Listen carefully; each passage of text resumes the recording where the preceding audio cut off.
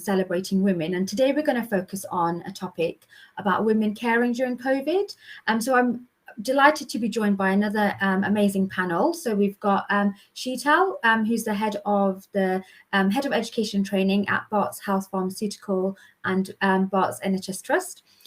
Regan, who is a PCN pharmacist, and we're also joined again by Busola, who is the head of nuclear medicine and radiopharmacy, chief radiopharmacist at Barts NHS Trust. So thank you for joining today and for sharing for the discussion that we're going to have. So the reason why we kind of wanted to talk about this topic is that we know that the impact of COVID has had on caring responsibilities, and particularly for women. So even before COVID and even before the pandemic, it was well documented that women take on a more of a caring role within society and have to balance work and need that flexibility when we're thinking about work. And sometimes that can end up people being overlooked for promotion, or that progression is being halted because of the caring responsibilities that have to be considered. And that's not just from a childcare perspective, but there is a range of caring responsibilities that come within that. So looking after a family member with a long-term condition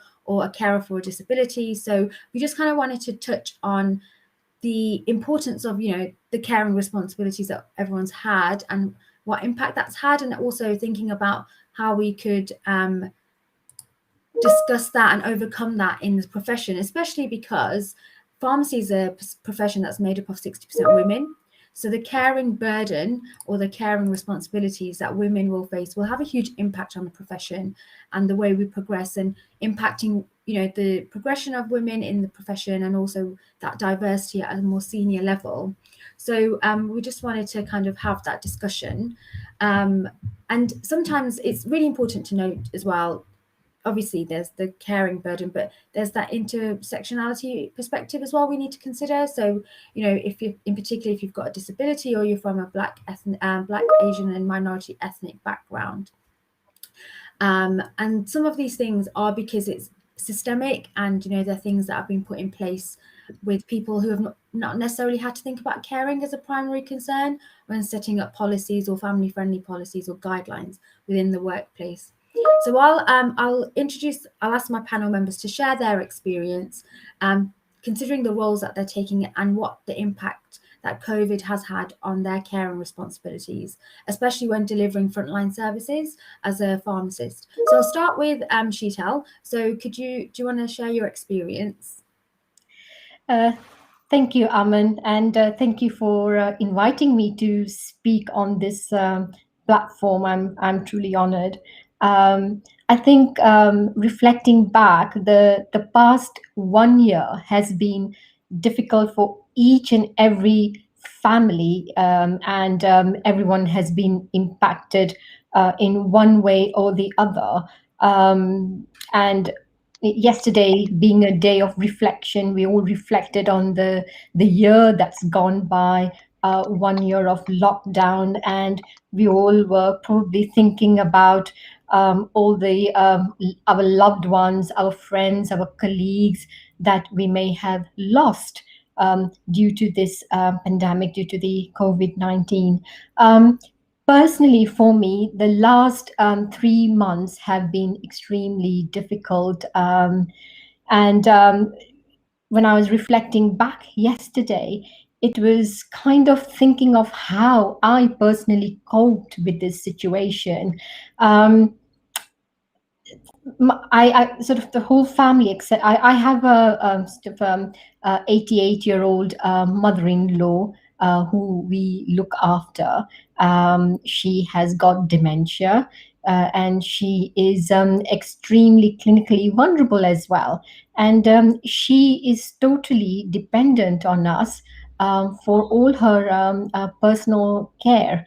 And it's been quite a difficult journey, as I said, especially the last 3 months, where during Christmas, the whole family, touch wood, except her, contacted COVID-19. So the entire responsibility of making sure that she was kept safe, I'm not saying fell upon me, because I'm the homemaker. My husband, my daughter, we all share the responsibility. But being a woman, it just came very, very naturally to me. I was like the lioness there, looking after her cub, looking after the den, and making sure that each and every member of the family was kept safe.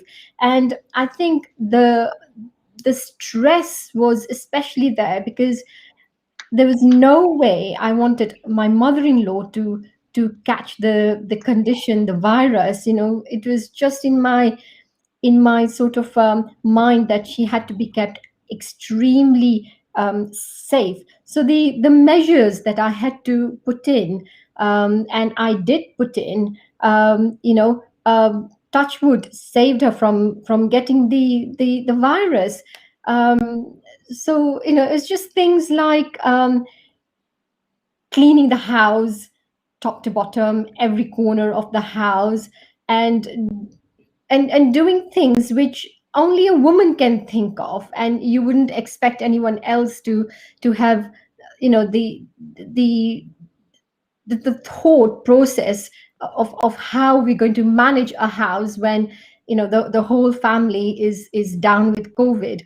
So those kind of instincts came very naturally um, for me, in me. When I recovered, from the virus and went back to work, I was just recovering, and within a couple of weeks, I was asked whether I would be happy to go and work on the critical care unit, be redeployed for 2 to 3 days.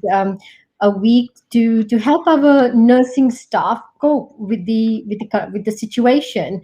And to be very honest with you, although I was just recovering, and I had all the caring responsibilities at home, it actually did not take me too long to agree, to help and support the team back at work. And this was the professional side of me that came straight, into my mind, and said, this is the need of the hour. This is something that has to be done, so I need to get on with it. But the impact of me working on the critical care unit was something that I actually started thinking of a little bit later when I got home, and I was like, oh my God, the impact is going to be that I'm not going to be able to, for example, feed my mother-in-law. This is something that I do every day. I'm not going to be able to come anywhere near her, because none of us had been vaccinated at that point, especially she hadn't been vaccinated. We were still waiting for that to happen. And I just had to stay completely away from her, coming home in the evenings, taking a shower, and just saying hello to her from the doorway, as opposed to going to her first thing, giving her a hug, giving her a kiss. That was not possible. I couldn't do that. So I just had to ask help from other members of the family. It was extremely difficult because she would have this look on her face, which was like, why aren't you coming anywhere near me? Why aren't you giving me a hug? Why aren't you giving me a kiss? And she would have these hand gestures like, come to me. And I would just have to make one excuse or the other to say, no, mom, look, I'm not feeling well today, or I've got to go downstairs in the kitchen and do this or the other, and I'll come back to you later. And that was very, very hard and very emotional for me at the same time. So, the way we've all coped with this situation, being, the homemaker, the lady of the house, it's not really easy at all. But I think this is the, like I said, is the female instincts, that kicking straight away. And as they say, women are multitaskers. We do, and we manage things. I don't know how we do it, but we just do it.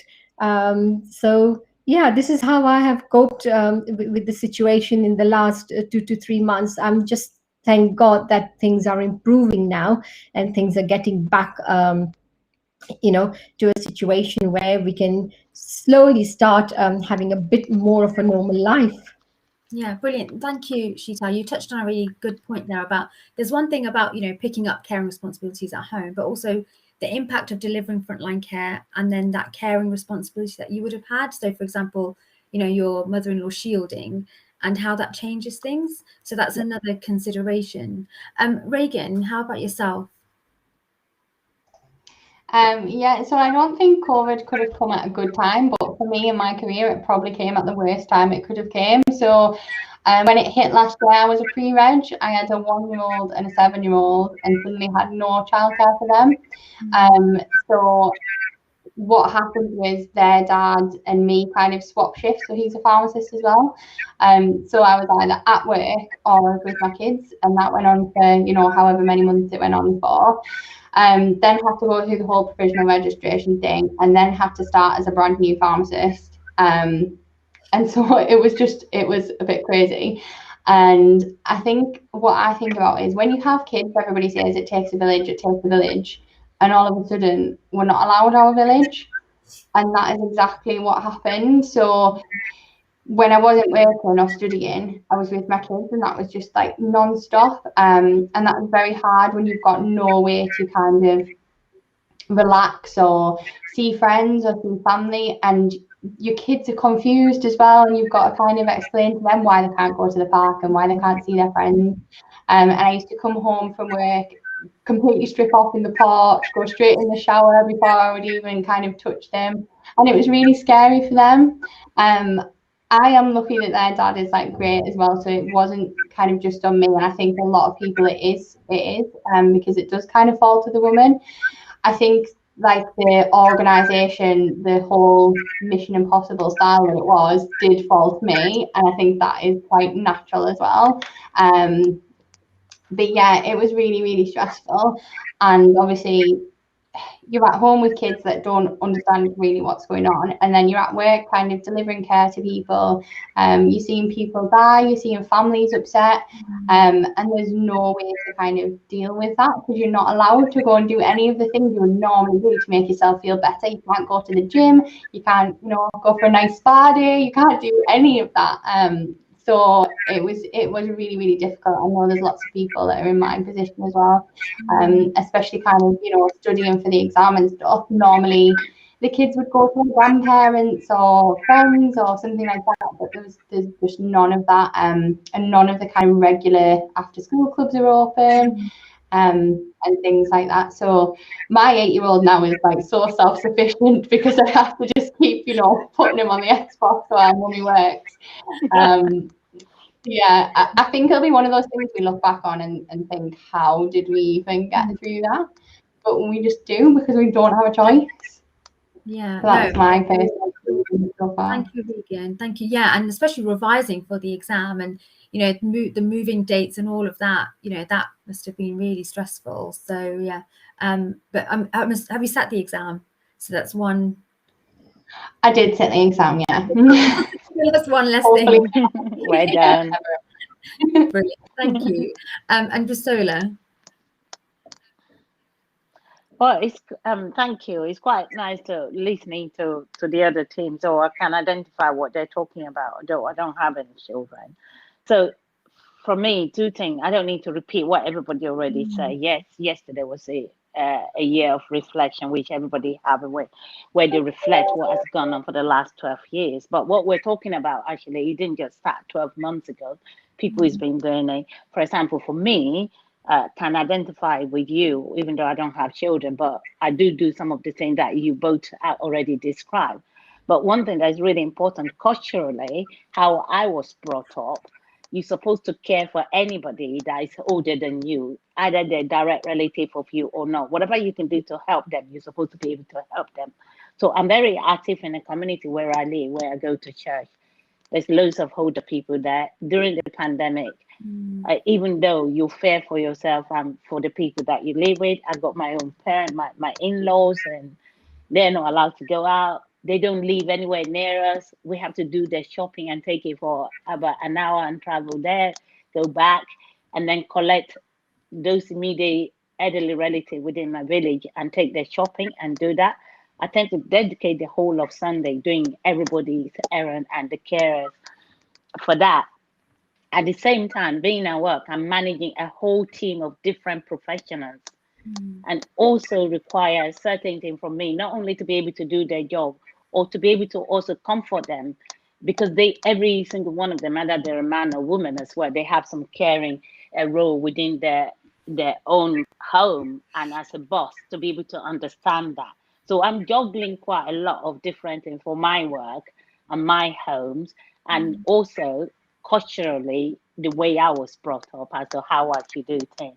I think that is really important. And also as a woman, the certain expectation that is expected from you as a woman. Say, I remember my husband said, "Oh, you're very good at that. I no, you should organize that. You need to do that." So they automatically think that is the role of woman. But my advice would be that because they see us as the homemaker, the thinker, the one that can multitask and sort everything out. Like what Regan was saying, that I remember doing all this before the COVID. I had to do the same thing at the same time, study for MBA. And somebody actually did ask me, say, "How did you do that?" I said, "I actually can't remember." Which is, you just get on with it and then you come out the other side and then it looks kind of okay. But my advice would be for people actually do ask for help. And even within your own family, like for example, my sister-in-law, and I say, "Okay, we will do the shopping on this weekend. You need to do the next weekend." Even though they might not think you need that help, you need to learn how to delegate and ask them to it and share the responsibility. And I think that's really important, because looking after yourself is very important.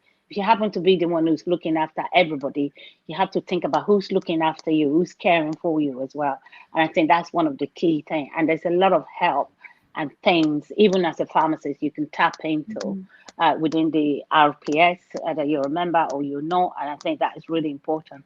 And having a good understanding of the responsibility between home and work, and make sure you divide them out as well and put yourself number one. Because one thing I always remember is all of you and everybody that's listening to us, when you're on the plane, they always said to you, they said, put the marks on yourself first before you do somebody else. So it's the same scenario, because if you don't look after yourself, you won't be able to look after the people you need to look after or care for. And I think that is really important.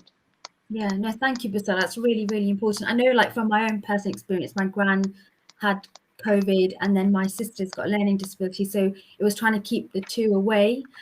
And everyone kind of relied on the healthcare professional, the family, everyone relies on you to do everything. But then you don't have the opportunity to kind of freak out about what's going on. And you're like, well, I just need a moment to just fall apart a little bit to be okay. But there isn't that space sometimes, or you don't think you can afford yourself that space. Yeah. You just got to keep going. Yeah. So I think that advice is really exactly.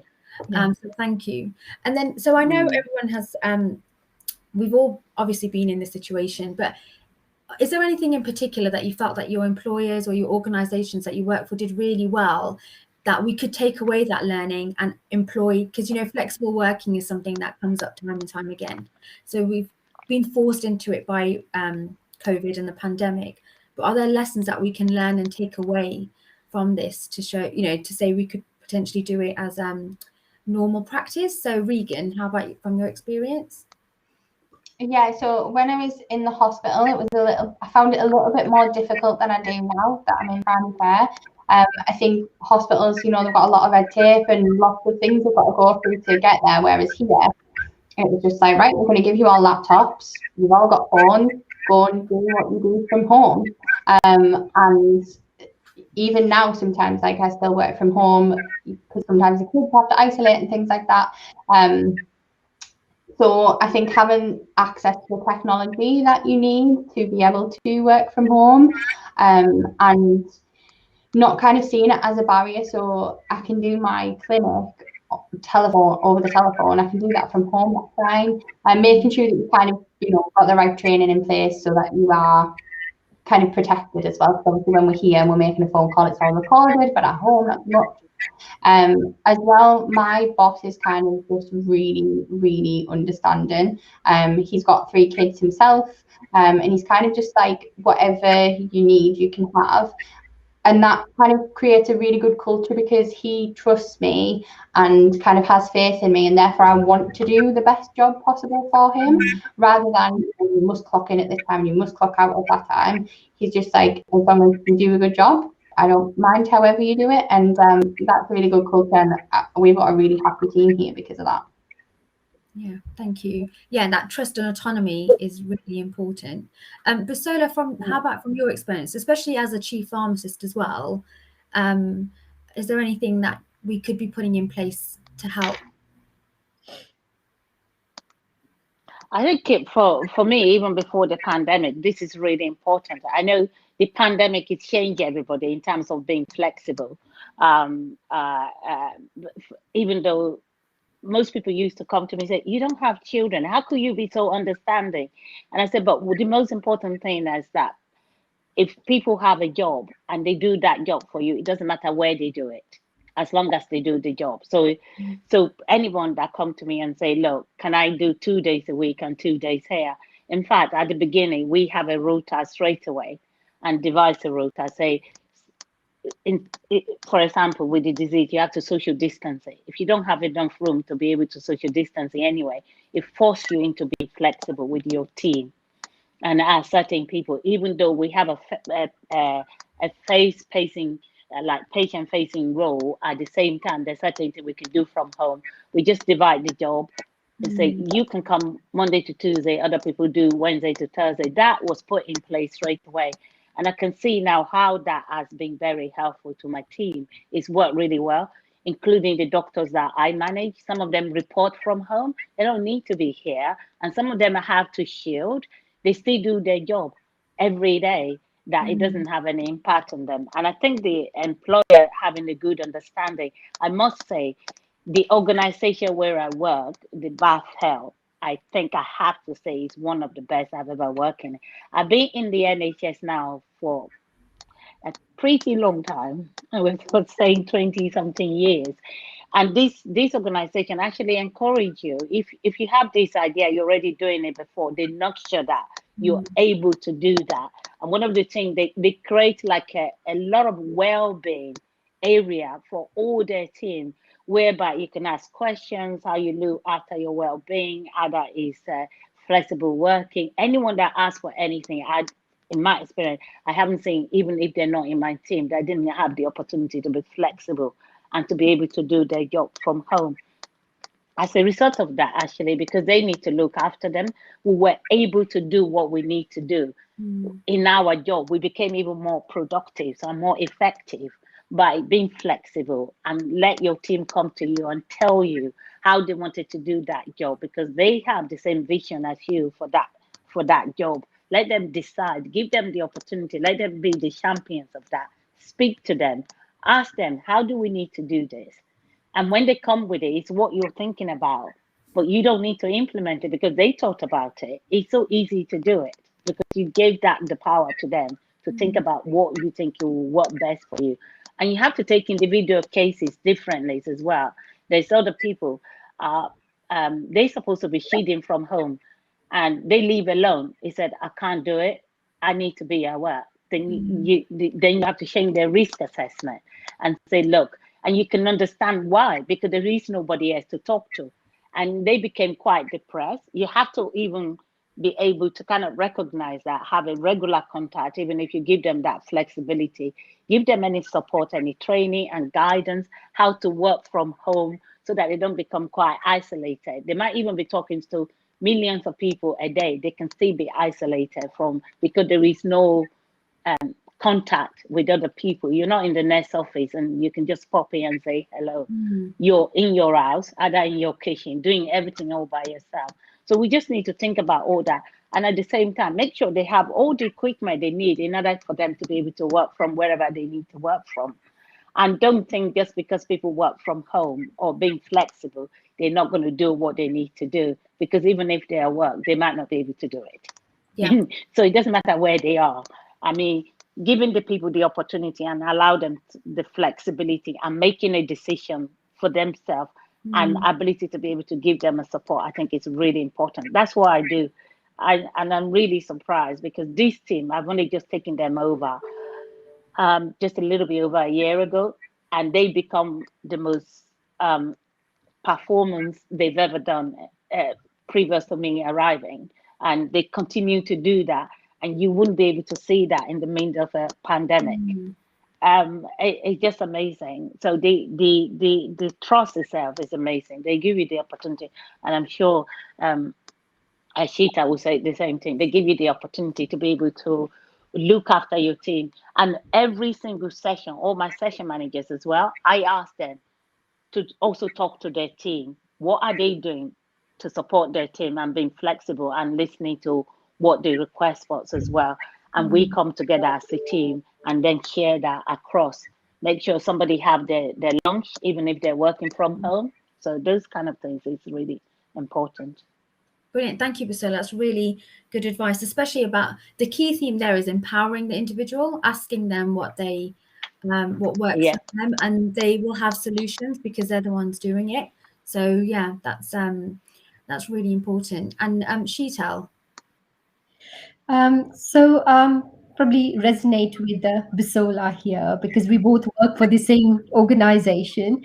And just as Bisola said, that Barts Health has made it really, really possible for its members of staff to have that time out, the downtime, even whilst in the workplace. There have been lots and lots of sort of facilities put in place for staff to be able to relax. So when I was working on the critical care wards, there was so many sort of resources available for staff, like you never needed to, it was just simple things like not having to go into the canteen and queue up for your lunch was a big bonus for us because the whole canteen was shifted pretty much on the 15th floor where we were working. So there was just a case of grabbing what you wanted to eat and sort of having a little bit of downtime and then getting back to what you needed to do. And I know people might find this to be something very petty, but believe you me, it's not. Having to stand in long queues and waiting for lunch is when you know that your time is ticking and you need to get back to lunch. It can be very stressful. So just little things like these made a lot of difference. And just like Regan mentioned, having a manager who's really understanding and who trusts you is also very important.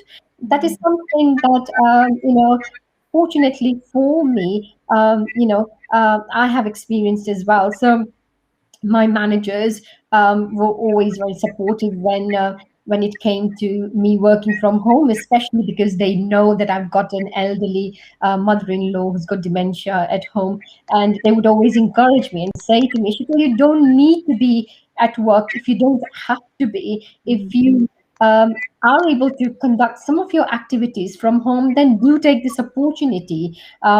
IT facilities, were given to us, remote access being given to us. So there are times when, you may just need to do some SOPs from home. You may just need to do some paperwork from home. Like, for example, for today, I'm working from home. I don't need to be on site. So these are the little things that really, really do matter. I remember there was a time when one of my managers came up to me and said, "Are you okay?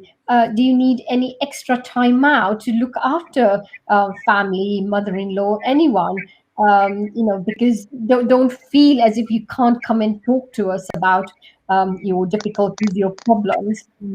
And that in itself was so touching, and I just felt so grateful. There are times when you almost get emotional because you know that there is somebody out there who's looking out for you, is caring for you. Having well-being champions within our organization has also helped quite a lot. There have been times when I've been quite emotional, teary, and it has taken a toll on me. So there's always been somebody there who's been very willing and happy to listen to me. And I've been able to take that burden off my chest. It could have been related to home, or it could have been related to work. And we don't realize it, but these things do mount up, and we don't know when that dam is going to break and burst, and there's going to be a flood out there. So having those kind of support systems in place really, really do help. And I'm thankful to my employers for giving me these opportunities and making these opportunities available where we can go and speak to them. Yeah, it's been quite a help. brilliant. No, thank you. And like you said, it's small things. It's the human element of it all, isn't it? It's just remembering that people are going through things and having that, being asked the opportunity, are you okay? And so there is something about making sure that employers are highlighting these facilities that are available so people can access them, because unless you've come across it, you don't always know. And so absolutely, there's something about making it more visible. So we're hoping that some of the work that we're doing at the RPS with our pledge would embed some of these practices, because everyone should be doing that.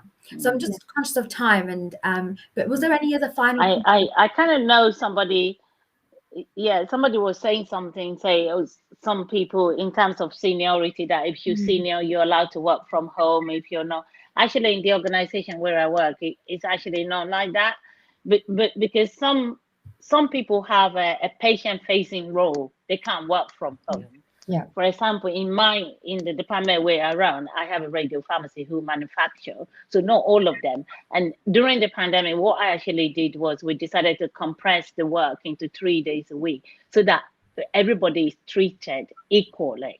We say 3 days a week we do production. The other 2 days we can do clinical work that doesn't require you to be on site. You can work from home.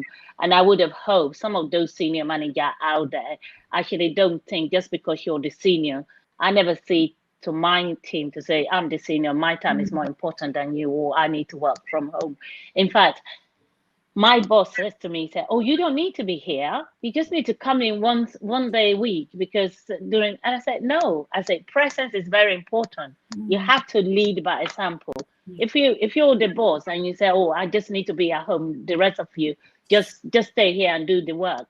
Even though when I come in, I don't get to do anything because everybody is in my office non-stop. But I still prefer that because they can see me. And also they know that I didn't just abandon them and just work from home 24/7. And I think that's really important. I hope people treat their team equally, either you're junior or a senior, because everybody is important within that team. They all bring something to the team, and they should all be. You can look at the job they do, see what can they do from home, even if it's just 1 day a week. It just change how people work. Yeah, no, brilliant. Thank you, Vasola. And that feeds kind of into what the point that Sheetal was making as well. It's about thinking about whether you actually need to be there to do the job that you need to do. So, for example, SOP writing. Yeah. Do you need to go into the office? Exactly. Yeah. And Regan, you've had the experience where you get to work from home because virtual consultations are now much more accessible. So it's just thinking about what can we do, and leading by example, as someone's just written. And Karen in the chat has written the interest are the strong messages that are coming out here. So are there any final points that anyone would like to make before we because there is this conversation will need to keep going, and I do want to carry this on in a more deeper level at our next ABCD meeting, which will be on the 21st of April, where we're really thinking about solutions, because it's really good to talk about what the issue is, but then we need to kind of empower people, like we said, to go and make things happen and introduce that culture change. Because we've talked about it from a primary care hospital perspective, but from community perspective, there'll be different challenges about the energy, the contract and opening hours, and how do we manage that and deliver patient care at the same time. So it does need some wider conversation. I think for me, Aman, is also recognizing how sort of women in different cultures are expected to take on roles within their areas of work or within the home life as well. because it might not be apparent for some people, where, like I just said, for example, in earlier discussions that you and I had, Aman, we said that, let's say, for example, women in the Southeast Asian communities have a very, very different sort of a mindset, where, the women are solely the homemakers, and they're the ones who are expected to come home, and deal with anything and everything that's required, from cooking and cleaning and looking after the children and looking after the family, and so on and so forth. So it's really a case of raising awareness in the workplace, raising awareness for the senior managers, and those who are not very don't know what the different communities are expected, to do, and what their expectations are. So I think having those conversations back in the workplace, to say, okay, are you okay? What is it that your caring responsibilities are, in your personal life? Trying to make those sort of arrangements for women, and anyone else who's got a caring responsibility, will really, really help. And even little things, like I said, empathy, stopping somebody in the corridor and saying, hi, how are you okay? Do you need any help? Have you been fine? How's family? Is everything okay?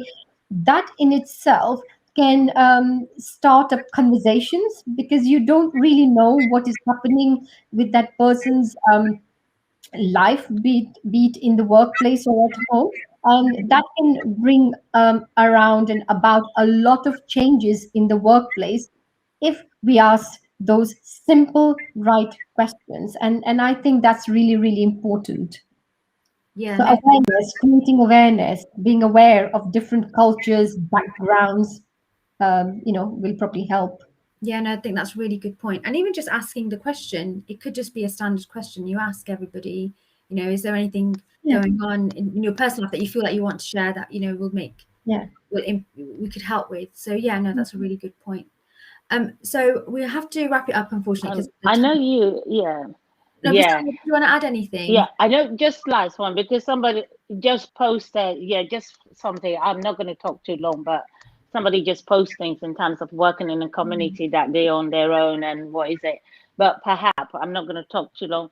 What would be good if the RPS can just share some of those websites, because there is other thing that is available out there on that COVID, in terms of how you can help other people, also in Department of Health.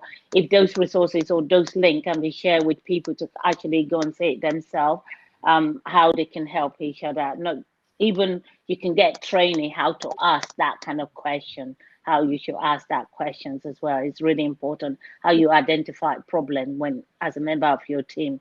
And the community is probably very different, but there's a lot of resources out there that they can tap into a lot. But people don't tend to actually know they were out there. Even ordinary citizen advice bureau, they have so much stuff from there. And I know RPS have loads of resources, different charity people can kind of ask for advice for. So perhaps that needs to be publicized a bit more for people to know about it. Yeah, no, absolutely. Yeah, pharmacist support, and we're having our mental health and wellbeing series as well that we're promoting. So there's absolutely loads that we can do. So yeah, so we'll wrap it up here, but I just want to say thank you again for everybody for being open and sharing your experiences and your reflections. So no, thank you very much for sharing, and thank you very much for everyone watching, and we'll hope to see you again soon. So see you later. Thank you, Aman. Thank you for inviting us.